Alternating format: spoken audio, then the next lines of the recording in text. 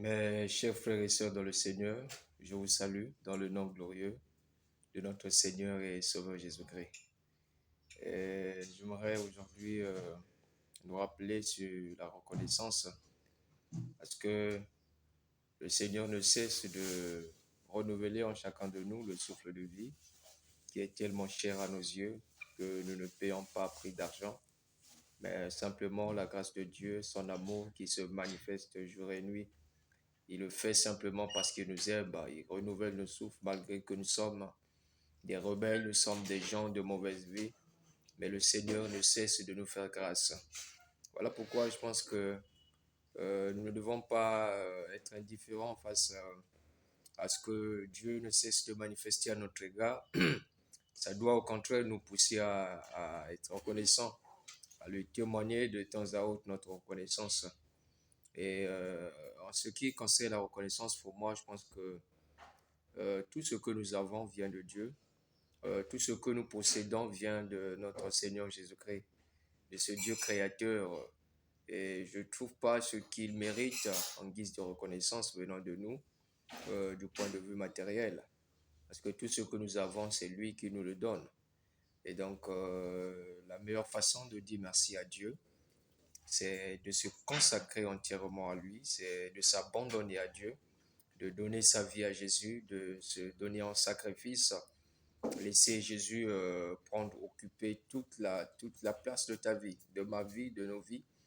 Et c'est ça ce que moi j'appelle comme reconnaissance à l'égard de Dieu. Et donc, c'est ce que nous devons tous faire, s'abandonner à Dieu, lui donner notre vie, lui laisser faire, lui laisser travailler en chacun de nous et lui laisser être le maître de nos vies, qu'il puisse diriger, prendre la commande de la vie de chacun. Et ça, c'est ce que Dieu a toujours voulu, c'est ce que Dieu a toujours souhaité en chacun de nous.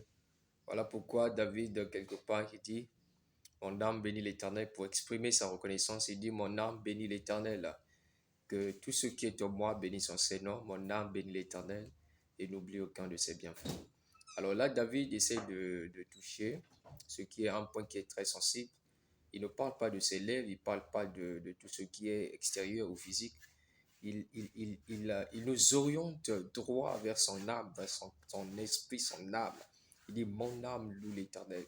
C'est une manière de dire que ma vie appartient à Dieu. C'est une manière de dire que je suis quelqu'un qui... c'est-à-dire que Jésus, Dieu est tout pour moi. Il est tout pour moi.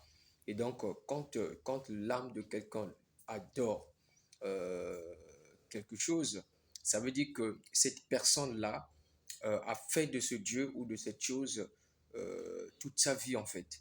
Donc David essaie de nous montrer comment est-ce que lui, il a donné sa vie à Dieu. Et donc tout ce qui lui appartient, tout ce qui est à lui est à Dieu et pour le Seigneur. Et c'est ce que nous devons également faire. Que le Seigneur nous aide bien aimés à toujours être reconnaissant vis-à-vis des bienfaits du Seigneur. Lui qui ne nous juge pas, qui ne nous condamne pas, qui nous fait grâce de jour en jour. Il nous pardonne malgré la multiplicité de nos péchés, malgré la multitude de nos fautes que nous commettons, parfois avec attention, avec intention, soit parfois avec inattention et tout. Mais lui, il nous fait grâce.